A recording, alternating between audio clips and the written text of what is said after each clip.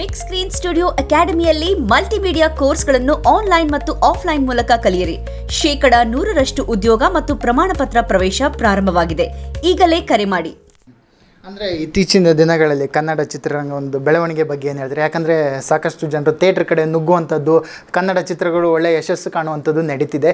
ಈ ಬೆಳವಣಿಗೆ ಬಗ್ಗೆ ಏನು ಹೇಳ್ತೀರಾ ಅಂತ ಸರ್, ಅದ್ರ ಬಗ್ಗೆ ನಮಗೆ ಖುಷಿ ಇದೆ. ಇತ್ತೀಚೆಗೆ ಒಂದು 2 ತಿಂಗಳಿಂದ ಥಿಯೇಟ್ರ್ಗಳಿಗೆ ಜನ ಬರ್ತಾಯಿದ್ದಾರೆ. ಹಾಗಾಗಿ ಮುಂದಿನ ದಿನಗಳಲ್ಲಿ ಚೆನ್ನಾಗಿ ಆಗ್ಬೋದು ಅನ್ನೋದು ನಮ್ಮ ಭರವಸೆ. ಚೆನ್ನಾಗಾಗಲಿ ಸರ್. ಕರ್ನಾಟಕ ಜನತೆ ಇದ್ದಾರಲ್ಲ, ಇತ್ತೀಚೆಗೆ ಥಿಯೇಟ್ರ್ಗಳಿಗೆ ಬರೋಕ್ಕೆ ಶುರು ಮಾಡಿದ್ದಾರೆ.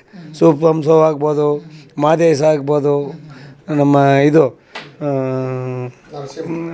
ನರಸಿಂಹ ಆಗ್ಬೋದು, ಇವೆಲ್ಲ ಬರ್ತಾಯಿದ್ದಾರೆ ಜನ ಇತ್ತೀಚೆಗೆ ಥಿಯೇಟ್ರ್ಗಳಿಗೆ ಬರ್ತಾಯಿದ್ದಾರೆ. ಇದು ಮುಂದಕ್ಕೆ ಇದೇ ಮುಂದುವರಿಯಿಲ್ಲ ಅಂತೇಳಿ ನಾವು ಅಂದ್ಕೊಳ್ತಾ ಇದ್ದೀವಿ. ಸರ್, ಇನ್ನೊಂದು ವಿಚಾರ ಏನಂದರೆ, ಇತ್ತೀಚಿನ ದಿನಗಳಲ್ಲಿ ದರ್ಶನ್ ಅವರು ಜೈಲು ಒಳಗಡೆ ಹೋದ ನಂತರ ಕನ್ನಡ ಇಂಡಸ್ಟ್ರಿ ಒಂದಿಷ್ಟು ಸಾಕಷ್ಟು ತೊಂದರೆಗಳು ಅಂದರೆ ಕೆಲಸದ ವಿಚಾರ ಆಗಿರೋ, ಟೆಕ್ನಿಷಿಯನ್ಸ್ ವಿಚಾರವಾಗಿರ್ಬೋದು, ಇದೆಲ್ಲ ಕೂಡ ಒಂದಿಷ್ಟು ತೊಂದರೆ ಆಗುತ್ತೆ ನಮಗೆ ಅಂತ ಪರಿಣಾಮ ಬೀರುತ್ತು ನಮ್ಮ ಇಂಡಸ್ಟ್ರಿ ಮೇಲೆ ಅನ್ನುವಂಥದ್ದು ಕೂಡ ಮಾತು ಬರ್ತಾಯಿದೆ. ಬಟ್ ನಿಮ್ಗೆ ಏನು ಅನಿಸುತ್ತೆ ಸರ್, ಅವರು ಒಳಗಡೆ ಹೋದ್ಮೇಲೆ ಒಂದಿಷ್ಟು ಇಂಡಸ್ಟ್ರಿ ಮೇಲೆ ಪರಿಣಾಮ ಬೀರ್ತಾ, ಕಾರ್ಮಿಕರು ಇರ್ಬೋದು, ಟೆಕ್ನಿಷಿಯನ್ಸ್ ಇರ್ಬೋದು, ಒಂದಿಷ್ಟು ಜನರಿಗೆ ಕೆಲಸ ಅನ್ನುವಂಥದ್ದು ಇರ್ತಿತ್ತು. ಬಟ್ ಇವಾಗ ಅವರು ಒಳಗಡೆ ಇರುವಂಥ ಸಂದರ್ಭದಲ್ಲಿ ಅವರೆಲ್ಲರಿಗೂ ಕೆಲಸ ಇರದ ಸಿಚುವೇಶನ್ ಬಂದಿದೆ. ಬಟ್ ಇದೆಲ್ಲರೂ ಕೂಡ ನಮ್ಮ ಇಂಡಸ್ಟ್ರಿ ಮೇಲೆ ಪ್ರಭಾವ ಬೀರುತ್ತಾ ಏನು? ಇಲ್ಲ ಸರ್, ಈಗ ಆ್ಯಕ್ಚುಲಿ ಅವರು ಇದ್ದರೆ ವರ್ಷಕ್ಕೆ 1-2 ಸಿನಿಮಾ ಮಾಡ್ತಾಯಿದ್ರು. ಇಂಡಸ್ಟ್ರಿಯಲ್ಲಿ ಒಂದು ಬೂಸ್ಟ್ ಕೊಡೋ ಥರ ಇರ್ತಾಯಿದ್ರು. ವರ್ಷಕ್ಕೊಮ್ಮೆ 2 ಸಲ ಸಿನಿಮಾಗಳು ಬರ್ತಾಯಿರೋವು. ಇಂಡಸ್ಟ್ರಿ ಬೇರೆಯವರೆಲ್ಲ ಪ್ಯಾನ್ ಇಂಡಿಯಾ ಅಂತ ಹೋಗೋ ಸಮಯದಲ್ಲಿ ಅವರು ನಮ್ಮ ಕನ್ನಡನೇ ನಂಬಿಕೊಂಡು ಕನ್ನಡ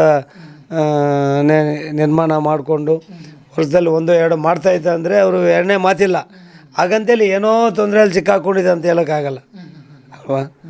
ಆಗಬೇಕಾಗಿತ್ತು, ದುರದೃಷ್ಟಕರ, ಇದು ನಡಿಬಾರ್ದಾಗಿತ್ತು. ಇದನ್ನು ನೋಡಿ ಕೆಲವ್ರಿಗೆಲ್ಲ ಪಾಠ ಆಗುತ್ತೆ.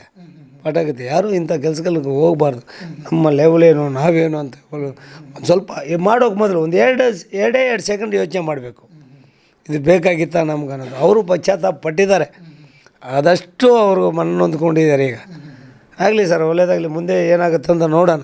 ಹಾಗಂತೇಳಿ ಇಂಡಸ್ಟ್ರಿನೇ ಇದಾಗೋಗ್ಬಿಟ್ಟಿದೆ ಅನ್ನೋದು ತಪ್ಪಾಗುತ್ತೆ. ನಮಗೊಂದಿಷ್ಟು ಕೆಲಸ ಅನ್ನುವಂಥದ್ದು ಇರ್ತಿತ್ತು. ಹ್ಞೂ ಸರ್, ಇರ್ತಾಯಿತ್ತು. ಒಂದು ಮೂವಿ ಮಾಡಿದಾಗ ಒಂದು 100 ಜನ 150 ಜನಕ್ಕೆ ಒಂದು ಇದು ಆಗೋದಲ್ವಾ. ಅಂಥದ್ದು ಇಲ್ಲ ಅಂದಾಗ ಏನಾಗುತ್ತೆ, ಅದು ಎಫೆಕ್ಟ್ ಇದ್ದೇ ಇರುತ್ತೆ. ಥಿಯೇಟ್ರ್ಗಳಿಗೆ ಅಷ್ಟೇ. ವರ್ಷಕ್ಕೊಂದು ಸಲ ಹಬ್ಬದ ಥರ ಏನೋ ಒಂದು ಅವ್ರದ್ದು ಒಂದು ಮೂವಿ ಬರ್ತಾಯಿತ್ತು, 1 ಸಲ 2 ಸಲ ಬರ್ತಾಯಿತ್ತು ಅಲ್ವಾ. ಅದೂ ಆಗಿದೆ. ಅವರು ಬಾಕ್ಸ್ ಆಫೀಸ್ ಸುಲ್ತಾನೆ ಅಂತ ನಾವು ಹೇಳ್ಕೊಂಡಿದ್ವಿ. ಯಾವುದೇ ಒಂದು ಮೂವಿ ಮಾಡಿದಾಗ ಒಳ್ಳೆ ಗಳಿಕೆ ಆಗ್ತಾಯಿತ್ತು. ಅಂಥದ್ದೆಲ್ಲ ಈಗ ಇಲ್ಲ. ಏನು ಮಾಡೋಕ್ಕಾಗಲ್ವಲ್ಲ. ನಾವು ಕಾನೂನಿಗಂತ ದೊಡ್ಡವರು ಯಾರೂ ಇಲ್ಲವೇ ಇಲ್ಲ.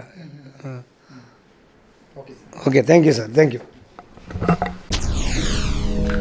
SS TV, ಸಿನಿಮಾ ಜಗತ್ತಿನ ಕ್ಷಣ ಕ್ಷಣದ ಸುದ್ದಿಯೊಂದಿಗೆ.